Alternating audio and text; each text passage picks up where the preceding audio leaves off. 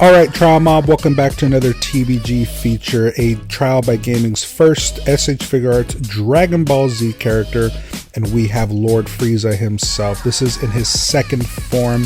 This is a really cool figure that I was looking forward to. This is a premium Bandai exclusive, but I ended up getting it from a friend after it came out, though I have seen it available across different websites, including, I do believe, Hobby Genki, Hobby Link Japan, maybe Ami. So you're gonna have to go ahead and take a look, but again, if you're not able to get a hold of him soon, the prices do shoot up very fast. But I think this is definitely one of those that is worth buying, not only because the character himself is massive. I don't know if you guys can see this here, but I had to push him all the way back into my light box just to be able to fit him properly on the screen. But man, it's a massive character. It looks great. It has a lot of articulation, a lot of options with that tail, the fist, the face, the head. There's just a lot going on for this character, but we're going to break it down into further detail and make sure that this is in fact something that you're going to want to add to your collection, considering that you might already have first form Frieza or final form Frieza, and maybe you don't necessarily want more. I get that, but let's go ahead and start off with the unboxing. So when it comes to the box itself, the presentation is done very, very nicely. I love the fact that when it comes to this Dragon Ball Z stuff, we normally, or Dragon Ball in general, that we get these nice big window seals that look very, very nice. If you're an inbox collector, this is going to look really good on your shelf. If you don't want to pull them out, it's okay. SH Figuarts does a good job of putting all over the figure, the box itself, what the figure looks like, what kind of articulation you get, the different poses. They're all very nice professional shots. And of course, that Frieza second form on that left hand side of the box just looks great, man. Again, presentation is top notch. He looks really, really menacing in there, and you can just tell that it's a large figure overall. But again, they do a really nice job of presenting this figure to you in a very premium, very nice kind of way. It makes it really feel like you spent money on a product that's worth it. So that's something that you guys are gonna have to keep in mind. All right, now let's go ahead and unbox it. Now, there was a lot to pull out. Now, for this part of the review, I decided that I would go ahead and put him up without the tail, just so you guys can get a nice, good, clean look of everything about him, because we're going to go over the tail later anyway. But as you can see, it's a large figure. The horns look really nice in terms of the fact that they're pointed directly upwards. I believe that they're a little bit more outwards looking on the Frieza first form. So in the second form, they kind of bend upwards, kind of like a bull. I like that. I really appreciate that. The rest of the body itself is really proportionately large. But I will say this. While he is muscular from his legs up to his waist, it's kind of like a slim, thick muscular from the legs all the way up to the waist, and then it turns to straight bodybuilder at the top. So this guy's really got that Arnold body going on here, that, you know, competition body going. And so I really appreciate it, because he's now definitely a part of the Swole Brothers. Now, with that said, this face that you see here is not the face that he comes with inside of the box. I think it comes with the more neutral kind of matte expression. So I decided to put this one up just for more personality. But as you can tell, very, very clean lines, very, very clean work all throughout. The skin tone looks good. The whites look good. The purple has more of that kind of flashy, glossy look to it. The pink fleshy parts that are basically the arms, the tail, the thighs, and all that, they all have ribbons in it, and I really like that. I think that it's nice that it's sculpted in and not painted in. Makes me feel like some money actually went into designing the figure. There is no extra paint though. Now that might be a problem to some of you, and you know, it can be a little bit of a problem for me, but what I like about it is how absolutely clean these things look, right? The aesthetic is very, very pleasing. There's not really a lot of shading, and yes, I would like a little bit of shading, but at the same time, having just a crisp, clear, clean figure like this also merits its own values and benefits. But overall, I think that the character design has been translated very well from anime into figure form, and again, just the sheer size of this guy makes him very, very valuable to want to buy, right? For your money, you're getting a big figure, and he comes with a buttload of stuff. So we're going to go ahead and take a look at it. So when it comes to the accessories, he basically has 2 feet, 1, 2, 3, 4, 5 other hands. We're going to show you some of that. 3 different faces, a different, like, it's not really his helmet, it's basically his forehead up with the horns. He has 2 different versions for that because 2 of the faces go to one head and 2 of the other faces go to a different head. And I think that has to do more so with the nose placement because of the way that it frowns, and then 2 different tail options. Now he also comes with this right here, which is a Dragon Ball, and I also wanted to take that chance to show you guys what some of those other hands look like when being used. The open spade hand, and then you can see there the shoulders splay up really high, and then the tail once it gets cut off by Krillin, and of course the tail before that, as you can tell, is very, very long. Now this is my favorite one. It's him throwing up the deuces. You can do a lot with that. Okay, so now for this right here, let's go over the articulation. SH Figuarts, you guys know this, but their articulation tends to be really damn good, and Frieza is no exception. He can literally look up at the sky. He can look straight down at the ground before he beats the hell out of fucking Vegeta. Obviously, he does a full 360, but in the throat area, basically his neck, it allows him to pivot forward, back. It's what gives him that extra amount of articulation. I personally appreciate it a lot. And then, of course, here you can see that the shoulder pieces connect properly and they go up the way they do to get out of the way for the arms. Now, I'm going to leave it up like this so that you can see everything that's going on inside the shoulder, because there's a lot. So this is where a lot of the money goes. So first of all, getting him into a T-pose, not a problem. It goes all the way up past 90 degrees. I think this looks really nice, but there's more to it. The shoulder is also kind of on a ball peg, I guess you could say, and so it allows the shoulder to kind of shimmy forward and back a little bit and up and down, so you get a lot out of the shoulder shrug right there. But the other part to it is that it has a butterfly joint that is insane in terms of how much it gives you. It literally goes from a T-pose pointed outwards to literally decking Gohan in the face. Look at that. Like, it literally went from a full 90-degree angle from the side and now punching somebody in front of him. And the same is to be said on the other arm, as it does all the same stuff. Okay, now moving further down, you get the upper bicep swivel, which does a full 360. You get double jointed at the elbows, which allows them sandwich his arm all the way up. The elbow joint itself has those rivets all the way through, so it looks very nice. It looks very flush. And then we jump down straight to the wrist, which is on a ball peg hinge as well, so you can get all the movement you want. Full 360, up and down, left and right, and the same thing on the other hand. So this is really the right way to do the wrist joints. I really hope that in the future we see this from other companies as well. Now, in that upper torso section, there is the slightest bit of movement.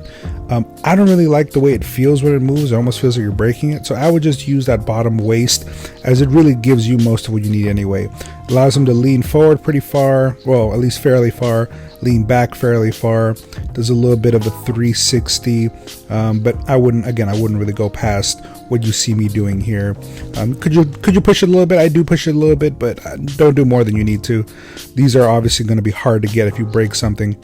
Now, when it comes to how high up the legs can come, comfortably to about 90 degrees. Of course, if you splay it out a little bit, he goes, noticeably past that. He's basically punching Piccolo in his face at that point. And then we have that upper, I guess you could call it kind of like the inner thigh joint, I guess is what you can call it.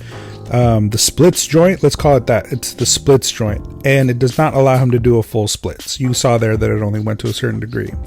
At the top, we do get the double jointed knees, which allow the leg to come back pretty far, and then the ankle is pretty crazy. A lot like that Space Marine that I showed you guys before. It's basically a single hinge, double ball peg, I guess you can call it. It allows you to do literally anything you want with this guy's foot.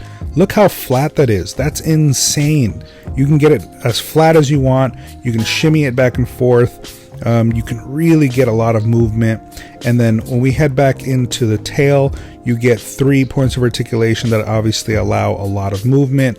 As you can see, that's each and every single one being circled all the way around, all the way down to the purple tip of the tail. So when it comes to articulation, this guy comes with a lot for the money, and I do appreciate that from SH Figuarts. Again, I don't think Figma or even Reveltech do it as, I think, cleanly as they're able to with their brand. Okay, now here's the part that I'm sure you guys have been waiting for, and that is the size comparison. Boy, do I have a lot to show you guys. So we're going to go ahead and get into that right now. Now, to start everything off, we have the Swole brothers themselves. We have Jiren and then superpowered Jiren. I actually don't know what he's called, but he's the bigger buffer Jiren. And as you can tell, both of them are definitely smaller overall in terms of height. In terms of bulk, I would say the smaller Jiren is definitely a little smaller, but the bulkier Jiren is a little bit more on the same size overall as Frieza. That's the one thing I will say about this Jiren figure. He is yoked, but overall they are a smaller figure. Now, switching over to the Piccolo brothers, we basically have Piccolo father and son, I guess is what this really is. But regular Piccolo is one of the taller figures from the Z Fighters. And as you can tell, even he comes up only to about maybe his neckline. But then King Piccolo, this is actually a really tough one. I think King Piccolo is the slightest bit taller. I played around with this stuff for about 10-15 minutes just to try to line it up. I think King Piccolo is just a little bit overall taller.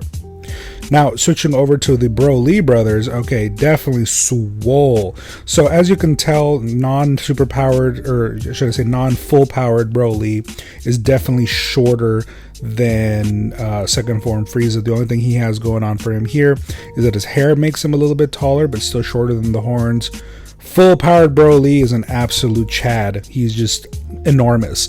And as you can tell here, even he is taller, fully taller than Frieza with the top of his forehead, and then with his hair puts him above the horns anyway. So Big Broly is an absolutely massive boy, and I will show you guys more of that in other content coming soon. And then of course we have to show him next to his kin. So here we have little Frieza, and as I mentioned, the horns go out to the side. They just kind of go up to the top during second form. But what really surprised me here was, I don't know why, but I thought Cooler was bigger than this. And it was actually very surprising to see this, as it makes me think, I don't know if Cooler is smaller than he's supposed to be, or maybe just Frieza's second form is really that big. But as you can tell, it's noticeably bigger. Cooler is bulkier. I think he has like a bulkier overall body, you could say, dimensions. But definitely the Frieza second form is taller. But I like this. I really like the way that all of this looks. These are big, bulky characters. I would love to see a fourth form Frieza at some point that's not some color-based thing. And of course, we had to throw some Saiyans in here. So as you know, Nappa is the biggest Saiyan we have, even though Raditz is pretty close to him, to his size overall. And Nappa's smaller, and I think this is correct. If we ever get an updated Nappa, I would say that Nappa should be roughly still shorter than second form Frieza, but maybe taller than what he is right now. And then of course Turles is a more regular size, still bigger than the Vegeta, but about more on par with some of the Z Fighters. And as you can tell, he's definitely a lot smaller. I like the way this looks. He's definitely smaller than like Piccolo, and obviously a lot smaller than second form Frieza. Now of course we had to throw in some Ginyu Force. I decided to use the two tallest figures. Birder, I realize, is huge. I don't know why I never noticed this, but Birder is to the top of his forehead bigger than second form Frieza. I would say he has an overall bigger body. Maybe the legs are about the side is a bit thicker. But Birder is huge. He's almost taller than Frieza, even with the horns. And then of course you have Raykum, who's just as thick. I would say he's definitely thicker than Frieza is, but it's funny, he is definitely the slightest bit shorter overall. Now, of course, I had to top it off right here at the very end with Dodoria and Zarbon. And god damn it, Dodoria's double stuffed ass, fucking double wide ass is just absolutely enormous. He basically takes up 3 different figures. But while he is not a tall figure, he's a triple wide figure. And as you can tell, I think this is about right. Dodoria was not a small character. He is a big guy. So I think that this works pretty well. And then, of course, to your left, we have Zarbon. I think Zarbon looks pretty spot on in terms of height. Maybe I'm the only guy that wants this, but I really goddamn hope that Zarbon ends up getting a powered up version of himself. I would love to see that in hand. Alright, you guys, and now let's go ahead and switch over to playability. And here's the reality. Playability when it comes to SH Figuarts is always going to be really, really high. As you can tell from this figure, nothing seems to really get in your way. Any which way that you want to move this character, and nothing's pushing up against you. I also like the fact that the shoulders move out of the way pretty well. Sometimes I feel that when you're playing with other characters, like let's say Raycoon and stuff like that, those shoulder pieces really want to come flying off. And I knock him out definitely a few times. So I prefer the way that they've done this. I mean, look, you're able to get his his literal arm all the way across his shoulder. You're able to bring that knee all the way up to 90 degrees. Any which way that you want to pose this guy, maybe you're coming in for that side kick across Piccolo's dome, not a problem. Maybe you're getting ready to poke out Goku's eyes, not a problem. I mean, any which way that you want to move this guy around, he can do it. And again, that's something that I really, really like.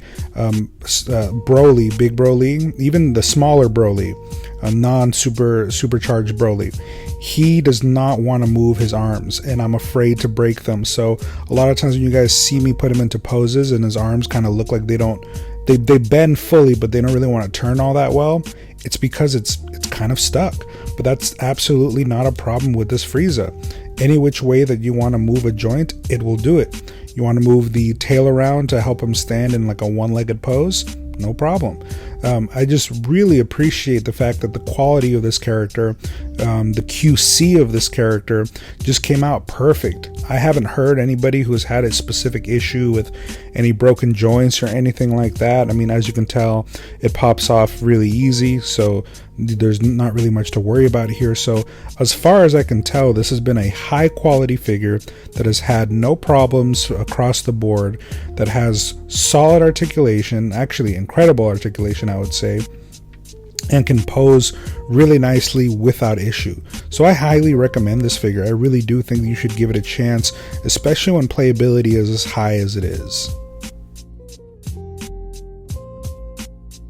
Alright, Trial Mob, so ultimately for me, I think that second form Frieza has always had a special place in my heart. I always thought he was kind of the coolest version of Frieza. If they ever give him a cooler fourth form, right, you know, just like we saw, I would love to see that as well. That would probably be my favorite, but as it stands, second form Frieza is still my favorite look, and I'm very, very happy to say that Premium Bandai /SH Figuarts knocked it out of the park with an incredible looking figure. There's a lot of personality, there's a lot of size, there's a lot of options, there's a lot of quality here, especially for the price point. If you can still get this guy at market value, well, actually market value is basically doubled at this point, but if you can still find him for under that, I still think he's a worth character to get. If we're talking above $150, $160, it's starting to push it, but at that 120-ish mark, 130-ish mark at the tops, I think that you're going to get this guy in hand and feel like he was worth every single penny. So as far as I can see, you guys should definitely think about investing into this character. It's not often that you get a character that's high quality, well engineered. I mean, all of the characters in the background that you see in here are fairly high quality and fairly good looking and fairly well designed, but I think that they went above and beyond here with Frieza to make him look as good as he is, to make him that centerpiece of your army. I'm probably going to put first form and last form Frieza back in their boxes and just put them away, and I'm just going to keep this Frieza in the middle. I think that this is definitely the one that would be leading everybody. He just looks so cold like this, man. No pun intended. So I definitely think you guys should should take a chance at this character, and let me know what you guys think. Let me know, is Premium Bandai doing a good job right now? Are they really pushing the brand, and do you feel like they have earned your hard-earned dollars to be spending on them? But until then, guys, let me know in the comments what you thought of the video and all the new things that I'm putting out. Let me know if you like this form factor in terms of the way that I'm doing my reviews. If there's anything you would like to see, let me know. I'm here to listen to you guys and try to make content that's tailor-made to make you guys, really enjoy it. But until then, I will see you guys on the next feature, and don't forget to like, comment, and subscribe. Deuces.